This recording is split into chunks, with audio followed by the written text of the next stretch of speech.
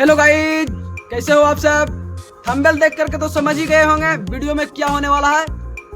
हमारे पास ये है मुर्गा छाप पटाखा, पूरे एक पैकेट। जिसे पावर टेस्ट करने वाले हैं इस गिलास डब्बा के साथ, तो देखते हैं क्या रिएक्शन होता है। तो गाइस, आप इसे घर पे करने का प्रयास न करें क्योंकि ये बहुत खतरनाक साबित हो सकता है, क्योंकि ये गिलास का डब्बा है। इसमें पटाखा डालने से गिलास फट कर इधर उधर भी जा सकता है, तो आप इसे घर पे करने का प्रयास न करें। तो आप भी वीडियो को लाइक कर दें एंड चैनल को सब्सक्राइब कर दें। तो चलिए देखते हैं क्या होता है।